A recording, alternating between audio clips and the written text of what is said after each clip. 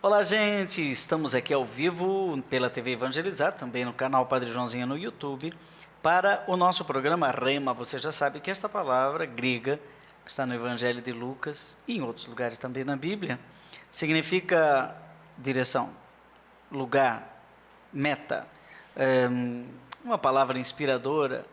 E cada semana convidamos alguém que tem alguma coisa a dizer, alguma experiência de vida e alguma palavra que pode mudar a sua vida, ou pelo menos funcionar como uma chave, a senha, não é? Que pode ajudar você a se conectar com a vida e com as realidades do céu. E hoje nós trazemos aqui alguém que atravessou muitas gerações, não é? E que hoje vai nos contar um pouco de suas histórias.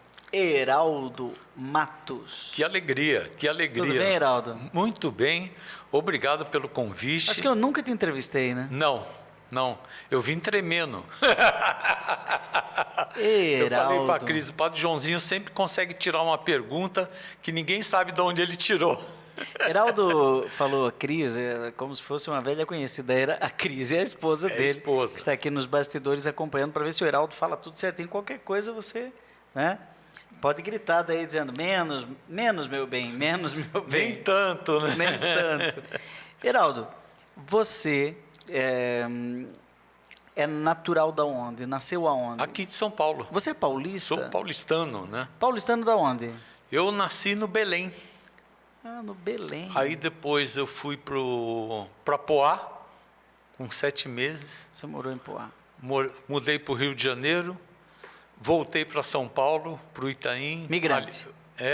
O Itaim ali da Clodomiro Amazonas, daquela região. Aí voltei para o Rio de Janeiro, para o Rio Comprido. Voltei para São Paulo, para Moca. Cansei. Tá bom, né? Mas Mas não dei nenhuma paradinha no meio do caminho. Mas que quando luz, eu te conheci, você estava em Cachoeira Paulista. Então, daqui de São Paulo, eu conheci a minha namorada, que hoje é minha esposa, a Cris. Conheci através da mãe dela, da mãe e do pai, que eu tinha um grupo de jovens aqui, muito grande. Você já era meio que igrejeiro, assim? Não era encrenqueiro. Era encrenqueiro? Eu não gostava de Deus, eu falava mal de Deus, e eu ouvia muito rock naquela época, tinha muita coisa meio satânica, tal, né? Se Deus é tão grande, por que ele não consegue fazer algo maior que ele? Tinha umas ideologias malucas assim. E eu fui parar no encontro de jovens, com o Padre Alfonso Pastore. Nossa! Foi o primeiro encontro de jovens da Vila Leopoldina. Que ano isso? 1973. Eu estava entrando no ensino fundamental, na quinta série. Na quinta série, não, primeiro ano. Tinha passado de ano, né? Para o ginásio, foi isso? Não, antes. Não, para o primário? Primário. Primário. Eu sou de 64, estava com 11 anos. E eu já estava aprontando miséria. 1963, 64, 73, eu estava com 10 anos. Né? A idade do meu neto. Eu ia entrar no seminário em 76. Então, e aí em 73 eu fiz o encontro de jovens. E eu tive uma experiência espiritual muito forte no encontro de jovens. Eu fui para brigar com o padre, né? Não tinha outro motivo, nem sabia o que era aquilo. Você tinha ali que idade, 17? Eu tinha 18 anos. Estava na fase da aborrecente. Exatamente. E teve um momento de capela, não sei se você conhece a capela do Santa Cruz, do Colégio Santa Cruz. Uhum. Ela é muito acolhedora, tem uns banquinhos branquinhos e entra uma luz, fica roxa, tal. Deu um clima ali, eu comecei a chorar. Do nada? Do nada. E o Padre Afonso Pastore estava ali? Não, ele, nesse momento não estava, estavam conduzindo lá um momento que eu não estava prestando atenção. Quer dizer... E comecei a chorar, deu um troço em mim, eu não sabia o que era aquilo. Quando eu amadureci um pouco na fé, eu vi que aquilo foi uma experiência de Deus na minha vida. Né? Foi aquele momento, exato. Aquele momento foi o ponto inicial da minha caminhada com Deus. Né? E aí eu continuei a participar da paróquia. Aquilo mudou tudo? Aquela aborrecência, aquele mau humor, ou não? Eu sempre fui meio radical, né? E aí, a hora que eu assumi as coisas de igreja, eu virei super radical. Quer dizer, Deus começou a lapidar ali começou... Começou a história ali com 18 anos. Mas tinha muita coisa para fazer ainda. Tinha. Então, eu morava em Santo Amaro nessa época. ia na missa e no grupo de jovens lá na Vila Leopoldina. Quer dizer, já tinha a Marginal, mas ninguém andava na Marginal do Pinheiros. Eu era, acho que, o único cara que usava a Marginal. Ela demorou para... E eu comecei a participar do grupo de jovens e, como eu tocava violão, tocava mal, Já? como toco até Nessa hoje. época? Já. Comecei a tocar bem novo. Tinha guitarra com 11 anos de idade. Mas assim, para consumo próprio. Só inventação de moda, né? E cantava na família, nas festinhas. Olha, tal. antes que você me pergunte aí nos comentários do YouTube, etc., é o Heraldo Matos, que sempre aparece na Canção Nova, é o Heraldo Matos que aparece em todas as apresentações de um passado recente do Anjo de Resgate, é o Heraldo da Codimu, que é o Heraldo que faz parte da história de praticamente 99,5% dos músicos do Brasil. Então, estamos diante da história dos desse antigos, lado. né? Dos novos, não. Mas também não tem muitos novos, não né? tem, mas enfim. A maioria. Mas nós vamos chegar, porque nós vamos fazer aqui 2 momentos com o Heraldo, né? Esse programa. E o próximo nós vamos falar de atualidades, como estão as coisas na música. Vamos falar mais de música no segundo. Mas queremos, nesse primeiro, conhecer a história, porque nós estamos ainda em 1973. Isso. A renovação carismática estava chegando. Então, eu fiz a experiência de oração em 74. Ah, já? Já. Que era o ano da Evangelho Nunciandi. Exatamente. Não foi isso? Em 1974, com o Padre Eduardo, tinha os padres aqui. Né? Padre Haroldo. Não, o Padre Haroldo não estava na minha experiência. Mas estava o Padre Tiago, que era lá daquele... Como é que chama aquele lugar lá? Tinha uns padres bacanas, cabeça, uns holandeses. Em 74. Em 74. E o Padre Eduardo estava aqui já? Já estava aqui. Falava pior do que tudo o português, mas já estava aqui. E ele coordenou a experiência. Irmã Juliette, não é da sua Como época, é que ele né? falava nesse tempo? Ó Espírito Nosso Jesus, a graça de Pentecoste. Ele fala assim até hoje. Você vai né? assistir esse programa, Não, que ele assiste gosta. tudo. Ele diz, como vai, meu imitador? Tá bom. E eu comecei a participar do grupo de jovens e virei radical. Né? Ah, virou xiita? Virei xiita mesmo. E aí, eu ia na missa e, cara, era sempre as mesmas músicas na missa. Isso. Né? Parece que isso daí, em alguns lugares, continua, né? Nessa época aqui, as missas, algumas estavam começando com músicas do Padre Zezinho, né? Então, Era minha a mãe época queria das que eu missas. fizesse encontro aqui no São Judas, com o Padre Zezinho, que estava começando. Ela falou, tem um padre que tem bateria na missa. A missa das ela 11. Sabia, ela ia me pegar pela Não sei música. se era das 11 ou do meio-dia, mas era isso. Isso. E aí eu cheguei para o padre e falei, Padre Antônio, por que as músicas são tão ruins na missa? Né? Porque a gente que tem... Eu estava acostumado a ouvir música o dia inteiro, né? E aquelas musiquinhas eram sempre a mesma coisa, e repetia toda semana. Ele falou assim, porque ninguém faz melhor. Ele disse, por que você não se propõe a fazer as músicas da missa? Aí eu fiquei com aquilo, não sabia nada de liturgia, né?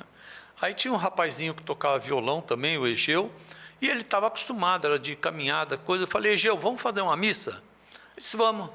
Aí marcamos sábado na casa dele, fizemos todas as músicas novas de missa. Ele ia me falando como que era mais ou menos, o que tinha que ter, tal, onde falava do quê. Rodamos no mimeógrafo, né? A álcool, a tinta. A álcool. Mimeógrafo, a álcool. E no com domingo, stencil. no outro dia, a gente passou ensaiando as músicas novas, mas também cantamos bem uns 6 meses a mesma música também. Caiu no mesmo problema. Aquilo que era para ser novidade virou rotina, né? Tem umas músicas desse período, da irmã Miriam Collin, do Padre Lúcio Floro. Recentemente, eu tenho isso guardado em algum lugar.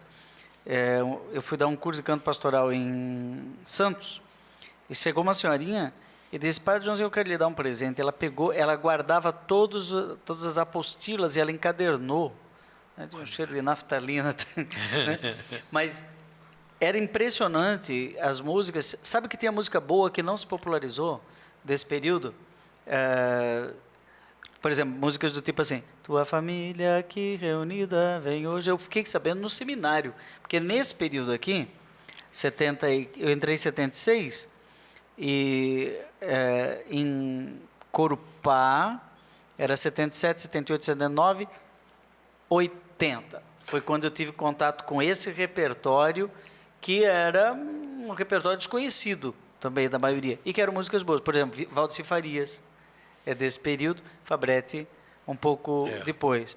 Mas com certeza a música de missa eram umas músicas que repetiam quase sempre o mesmo E esses repertório. encontros cantavam muita música do Cursilho, né? Mesmo no encontro de jovens, cantavam música do Cursilho e tal. E na missa eles levavam as músicas dos encontros, coisas assim também. Não tinha muita liturgia, não, na coisa. Era o que era sucesso da... Mas isso era a década de 70. Nós estamos falando aí de 73, 74. E aí em 73, eu virei coordenador do grupo de jovens. Eu arrumei uma encrenca lá. Porque eram 5 casais e 5 jovens que coordenavam o grupo, um grupo grande. E quando foi a votação que ia acontecer, eu reuni com os 5 jovens e disse, vamos fazer o seguinte, ou muda para 10 jovens e continua 5 casais, ou reduz o número de casais. Para ter mais equilíbrio, né? Porque é um desequilíbrio, os casais sempre vão ganhar. E a gente tinha bronca dos casais, né? Mas tinham casais muito bons, que eu lembro até hoje. Casal que me ajudou muito no encontro, que coordenou meu grupo no encontro de jovens. Ela disse assim, quando acabou o encontro que eu te vi chorando, ele disse, eu não consegui trabalhar no dia seguinte, tão emocionada que eu estava. Tanto trabalho que você deu, tanto que você encheu a paciência, e te ver emocionado, ver você tocado, eu não consegui trabalhar. Foi a realização dela. Foi a realização dela. Então eu passei a ser coordenador junto com esses outros caras. E a gente começou a inventar muita coisa, visitar orfanato, visitar... Obra social. Obra social, muita obra social e tal. E aí, na minha paróquia, onde eu deveria estar, em Santo Amaro, ia ter um encontro de jovens. E me chamaram para dar palestra. E eu fui dar palestra no encontro de jovens. Com 20 anos ali. Me amarraram, né? Me amarraram. E eu trabalhei no primeiro, no segundo, no terceiro. Aí eu fui para a experiência de oração. E aí levei a experiência carismática para o grupo de jovens, né?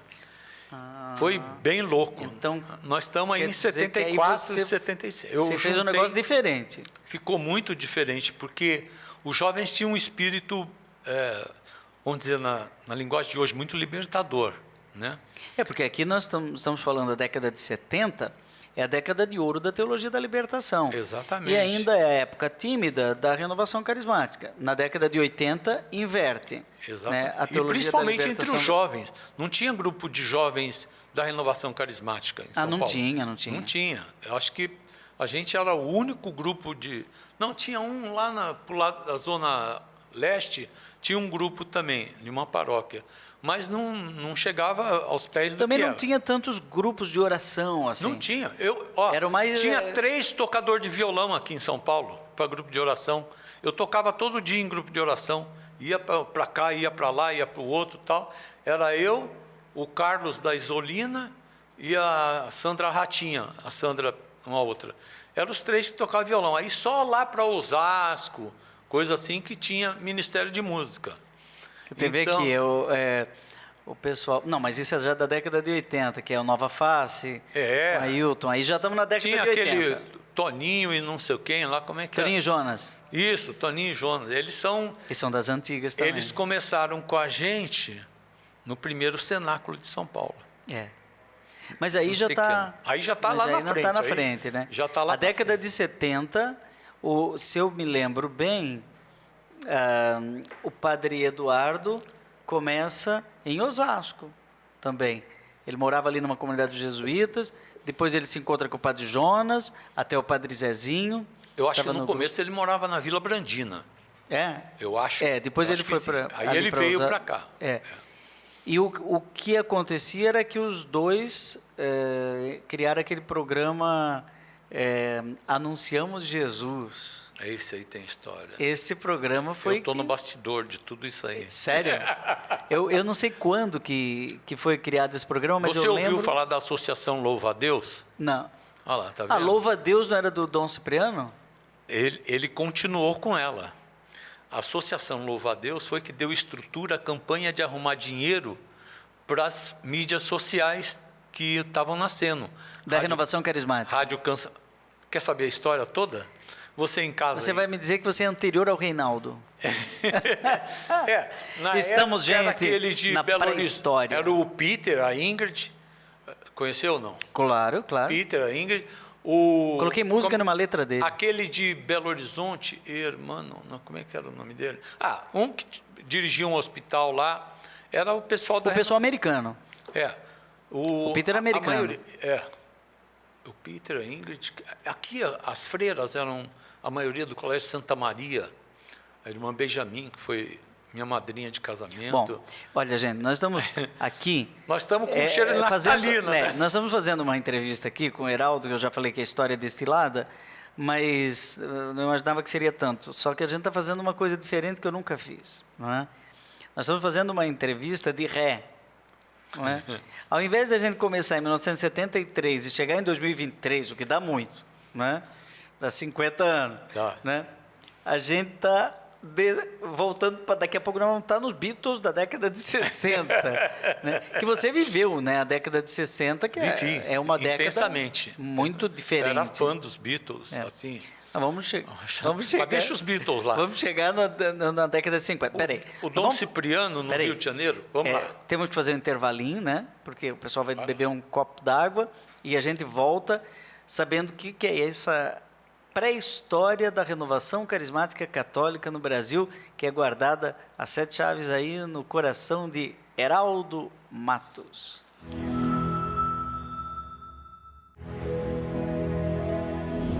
Estamos de volta com o programa Rema aqui, pela TV Evangelizar. Entrevistando hoje Heraldo Matos, que é sinônimo de música, Codimuc, Cristo Atividade, todo mundo passou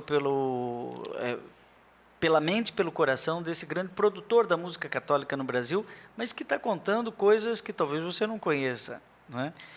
Estamos na década de 1970, Padre Eduardo, Padre Jonas, a Bíblia estão começando a renovação carismática católica, Padre Haroldo Ram, e no bloco anterior, Heraldo dizia que havia uma associação chamada Louva a Deus. O que é isso? Anterior ao Louvemos o Senhor, o livrinho de canto. Não, o Louvemos está na parada aí também. Está na parada? Já está na parada de capinha rosa, porque o primeiro Louvemos era mimeógrafo de tinta com aqueles clipezinhos. Não estava nas edições Loyola ainda? Não estava. Aí foi para Loyola depois, aí deu a capinha e tal. Quando a senhora assim, né? O Louvemos ao Senhor vendia demais, quase igual uma Bíblia. Chegou a vender 1 milhão de cópias por ano. Exatamente. Então, as obras começaram a crescer, os padres começaram a ficar famosos. E eles não tinham uma estrutura, naquela época não tinha nada. Né? Não tinha internet, não tinha nada. Não tinha computador, não tinha internet, não tinha nada. Aí o Dom Cipriano tinha a revista Jesus Vive ao Senhor. Ele é do Rio de Janeiro. Do Rio de Janeiro.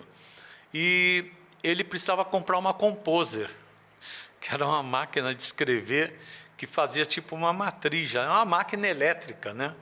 E ele fez uma campanha para comprar essas Composer, que era assim: você fazia uma assinatura remida da revista, pagava 10 prestações de R$1.000, vamos dizer, 1.000 alguma coisa lá, e você pagava em promissória as 10.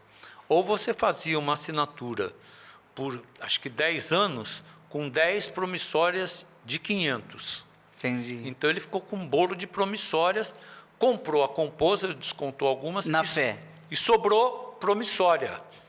Nesse meio tempo, o Padre Jonas estava fazendo programa de rádio, já na Rádio Mantiqueira, na Rádio de Cachoeira, da Bandeirantes. Não tinha ainda a Rádio Canção Nova. Ele não tinha nenhum gravador de rolo. Então, Dom Cipriano deu um gravador de rolo para ele, desses dinheiro que tinha aí, e deu um duplicador de cassete.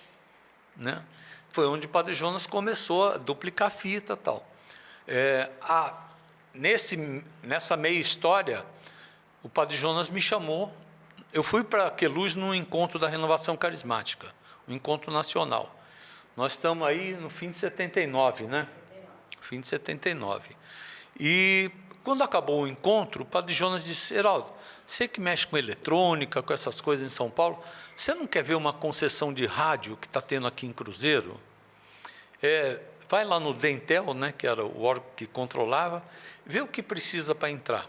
Tá bom, eu vim de Queluz, na terça-feira eu fui no Dentel.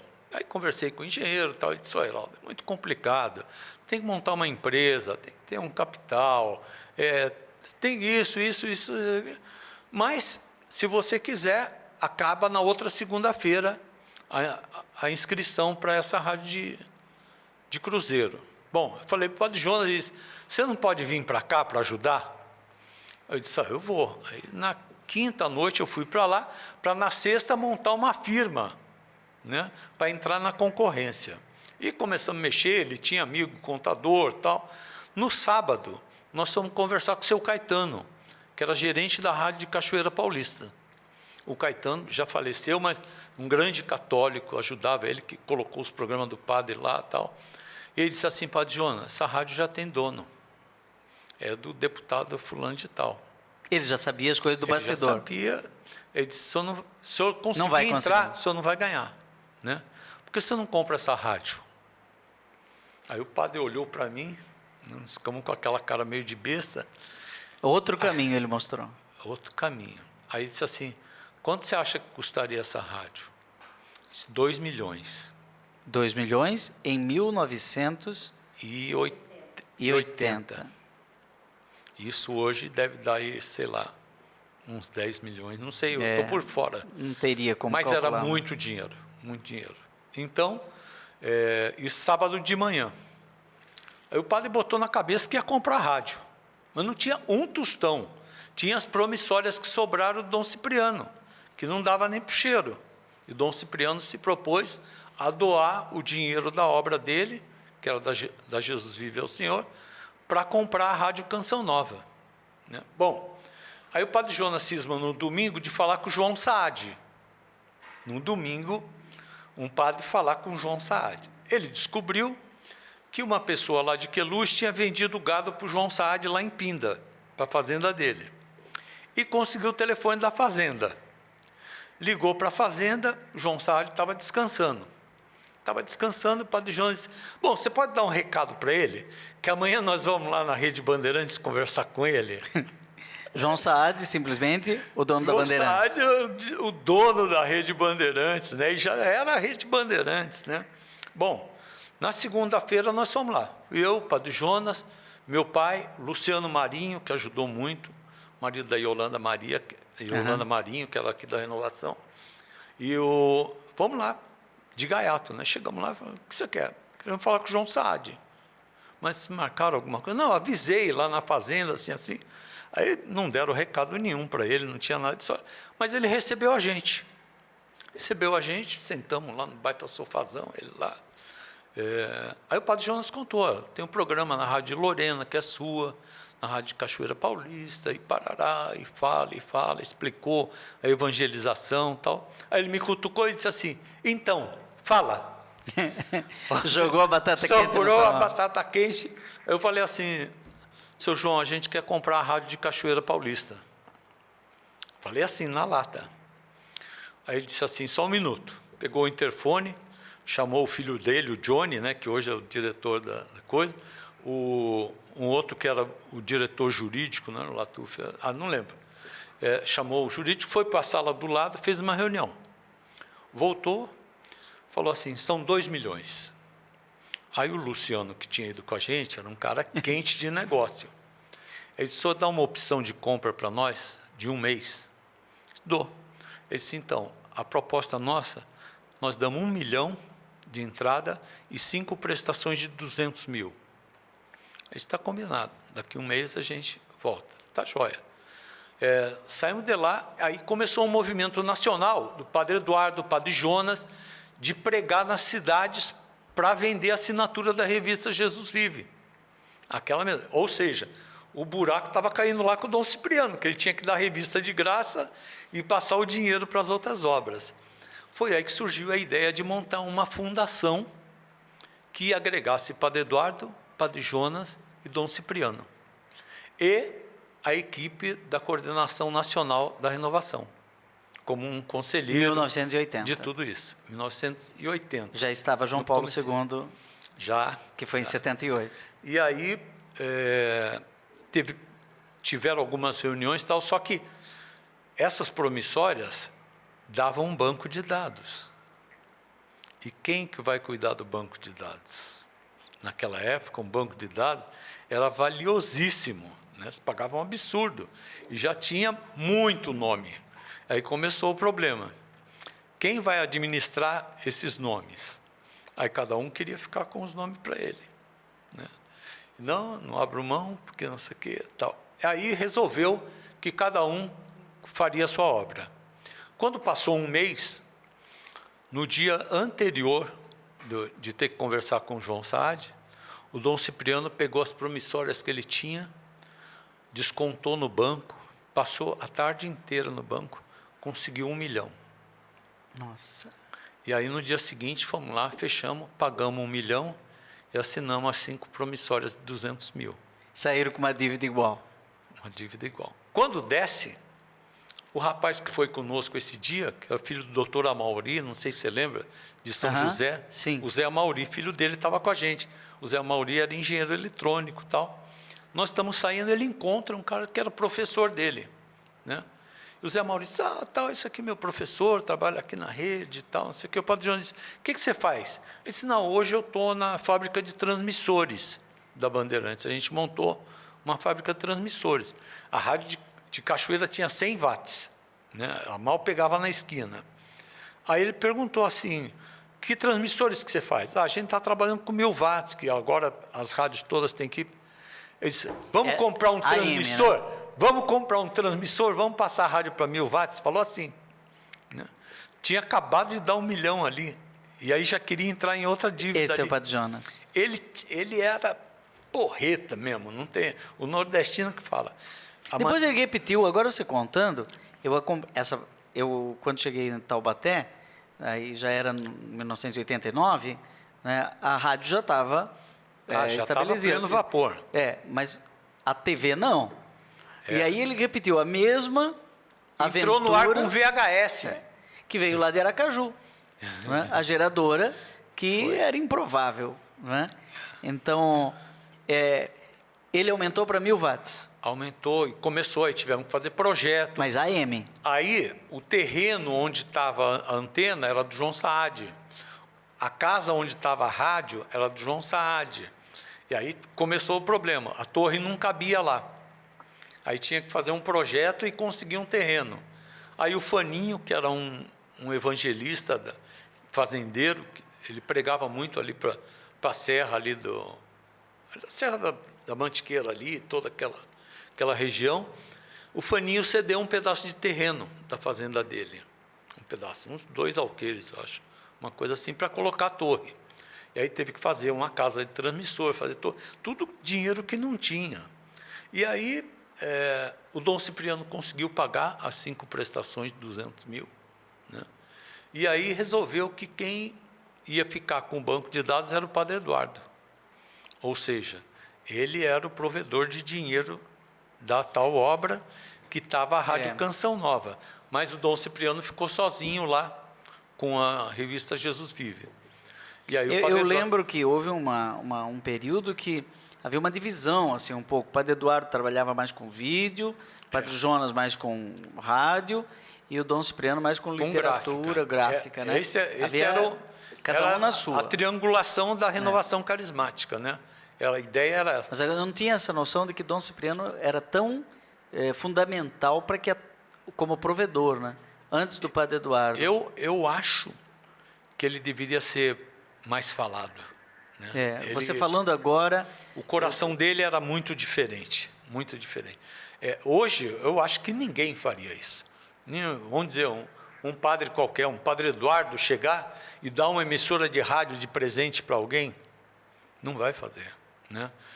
Sei lá, o Padre Manzotti dar um canal de TV para alguém, não vai fazer. Avaliar uma compra grande assim. E Dom Cipriano avaliou essa obra. Eu diria até que precisava ter uma homenagem maior a ele.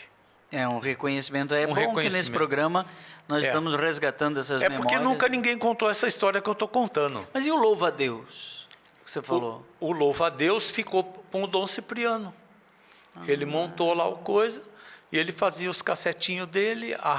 Porque tinha música, tinha fita cassete, louva a Deus. Exatamente. O racha foi o banco de dados e o livrinho Louvemos, que eles queriam que o Louvemos fosse parte da fundação Louva a Deus.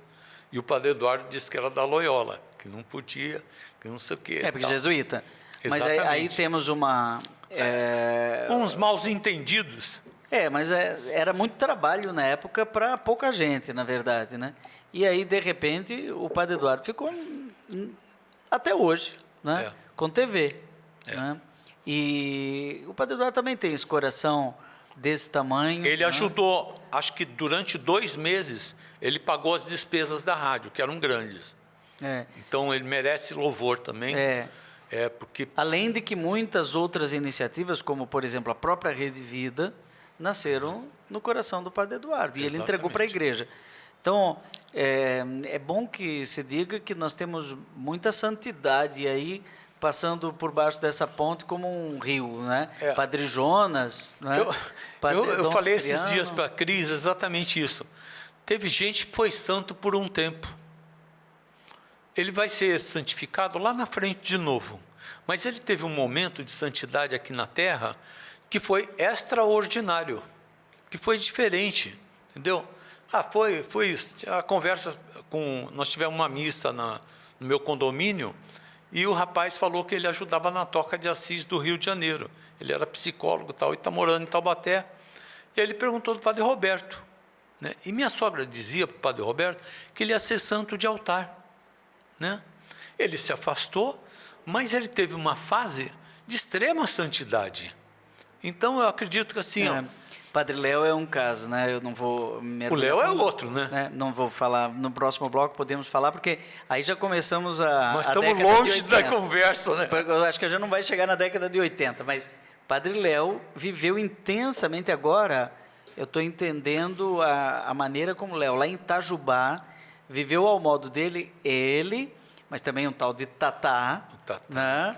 Viveu intensamente. Tinha um irmão, um frei, como é que era? O famoso lá também, que era da turma do Tatá. Que é essa turma que estava sendo beneficiado por esse núcleo aí de profetas, que era Padre Jonas, depois tem Padre Haroldo também, né? Haroldo Ram, né? Desses jesuítas pioneiros, né? O Padre Alírio é desse período aqui, Alírio Pedrini, né? Padre Jack O'Connell. E os americanos, né? O Jack Vessels também. O Emiliano Tardif. Essa turma, né, de fora. Que vinham com frequência. Mas nós temos que fazer o intervalo, infelizmente, mais um minutinho para... Até eu estava gostando, padre. Mas eu quero saber os desdobramentos dessa história na década de 80. Vou ter que deixar para outro programa para chegar no século XXI, né? No terceiro milênio. A gente vai fazer um breve intervalo, volta já.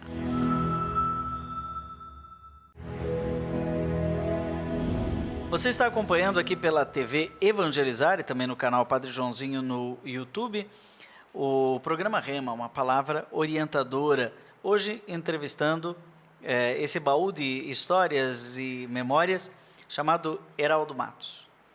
Nós chegamos já no pontificado de Pio IX. Já estamos trocando os papas, no século XIX. Né? Mas falamos muito aí dessa década de 70, não é? Como uma espécie de pré-história da renovação carismática. Acabamos entrando no núcleo aí, porque tem a ver com a sua história, né? Sim. Mas o que eu não entendi muito bem é nesse episódio ali de 1900 e acho que foi a rádio... A Rádio 80. 80, né? 1980. O Padre Jonas disse assim, vem aqui para me ajudar.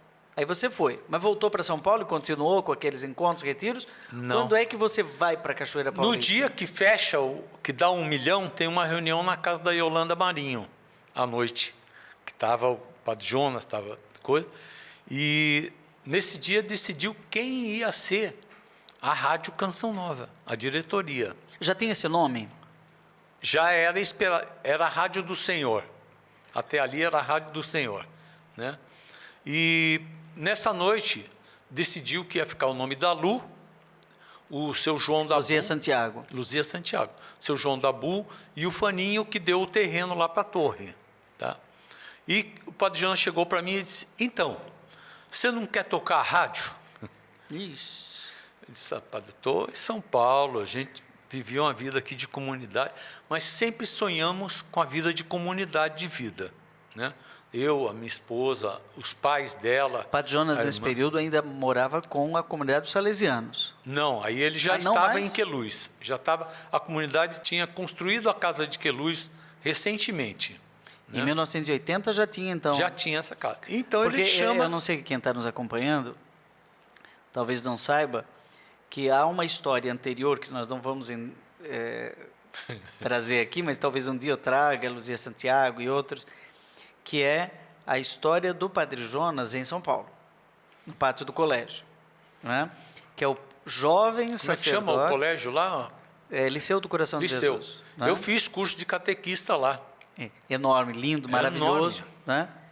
Que fica muito próximo ali da Cracolândia. Da Cracolândia. Né? O Padre Jonas, como jovem sacerdote salesiano, tem uma história ali, que tem que ser contada. Eu não li ainda esse livro, O Padre, mas deve ter um pouco dessa história ali, mas ele fica doente.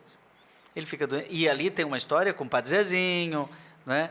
Com esses padres desses encontros que o Heraldo contou, aí da década de 60 e 70, início da década de 70. E o Padre Jonas fica doente, né, de tuberculose. Né?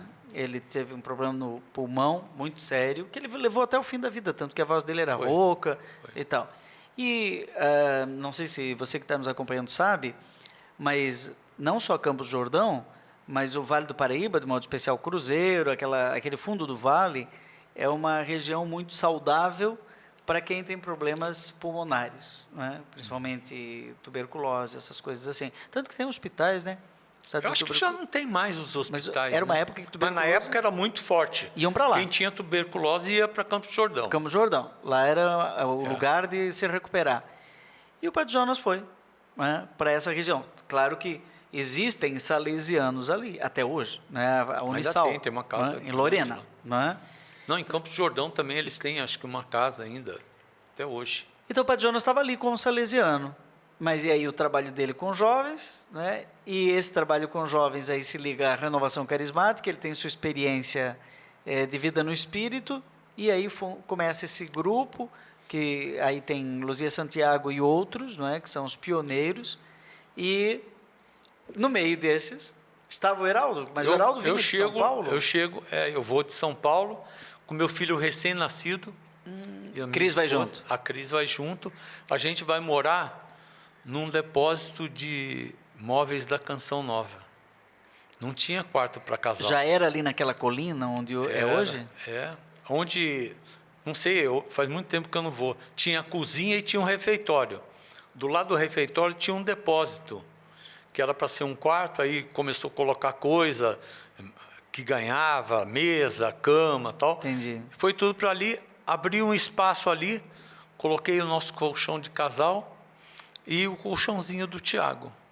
E meu filho não teve aquele quartinho tão sonhado de preparar para o filho, coisa tal, mas vivemos uma experiência missionária muito boa, né?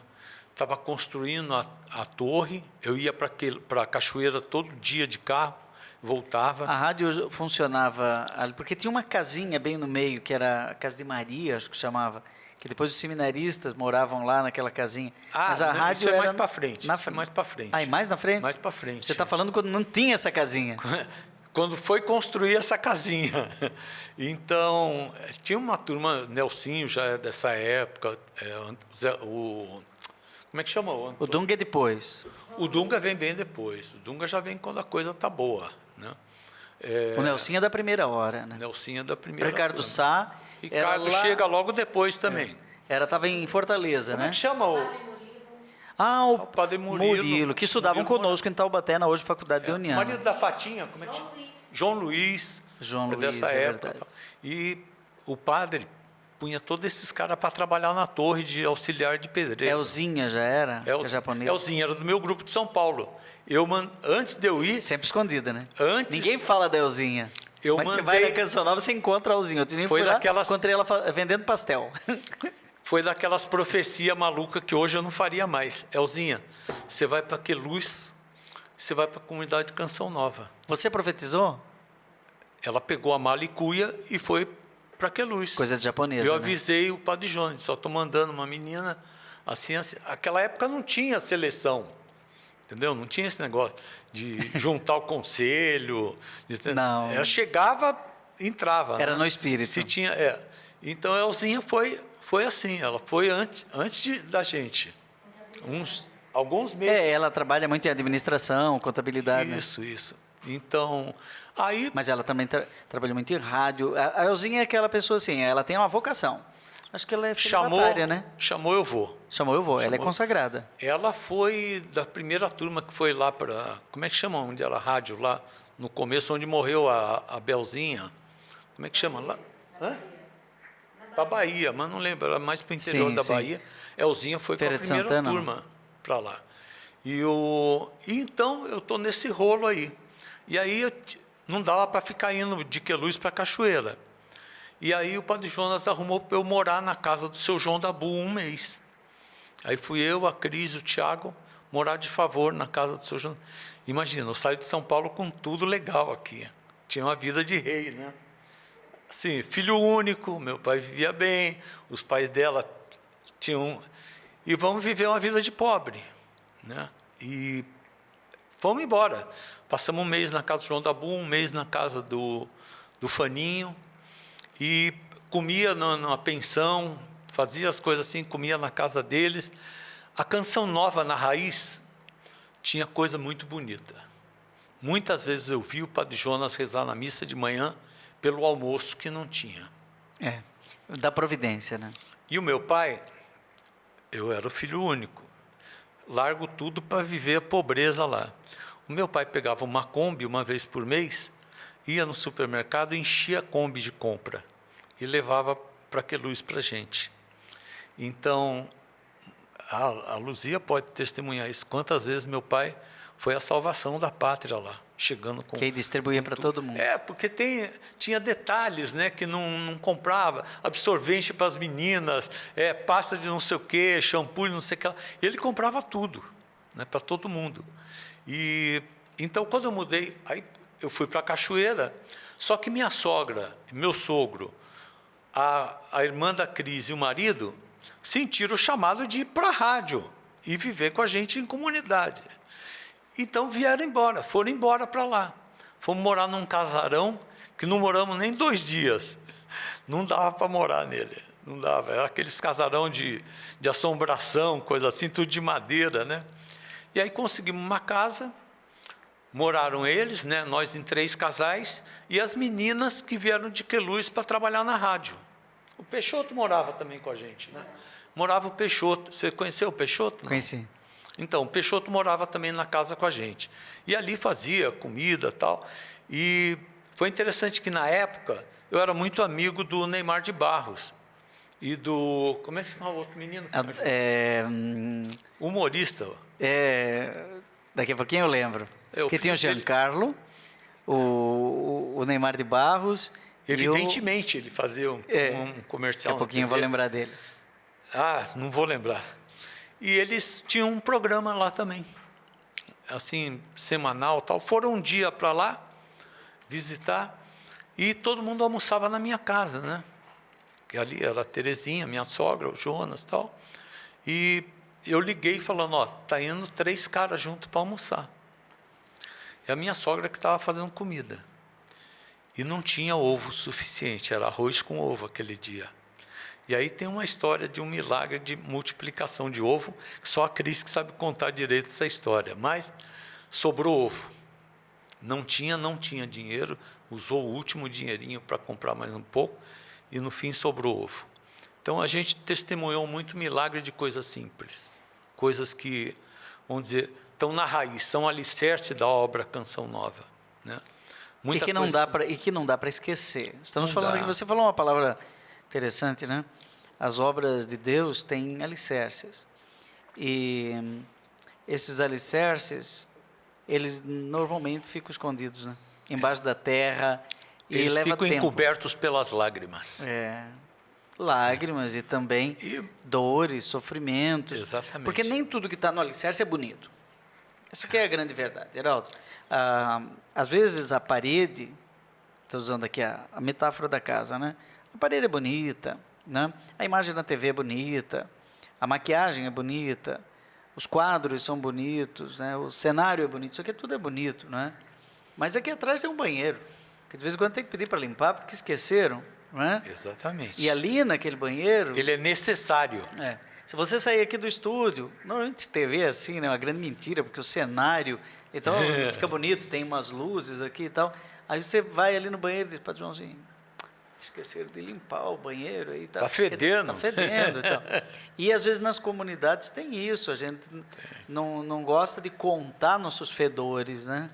Mas quando se começa a viver na comunidade, vê que a santidade também passa pelo espinho. Exatamente. Eu acho que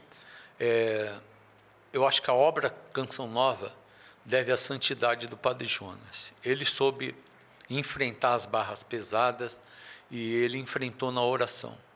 Muitas vezes a gente viu o padre de madrugada naquela capelinha que tinha lá em Queluz. Ele foi um santo, é um santo. Não tenho dúvida disso. Eu reconheço, embora a gente já bateu muita boca. Nós brigamos feio. Bom de briga. Bom de briga. Sabe que a Elzinha está virando assunto aqui hoje. A Elzinha, uma vez eu falei, o Padre Jonas é um santo, né? Ela falou assim, aquele jeito de japonesa, precisa, com uma pontinha de ironia misturado com sabedoria. Ela disse assim, quando o olho dele está azul. Falei, por quê? Porque quando fica cinza, sai de baixo. Ela ficou observando, né? Que o olho mudava. E sabe o que eu comecei a observar mesmo?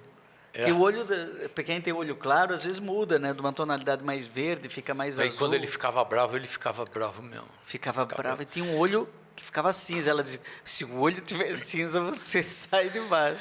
A turma do Rio de Janeiro vai lembrar, como é que chama? Tinha um carnaval do Povo de Deus lá no Rio também, no Maracanãzinho e tal. E o Padre Jonas sempre ia terminando a pregação para entrar numa música.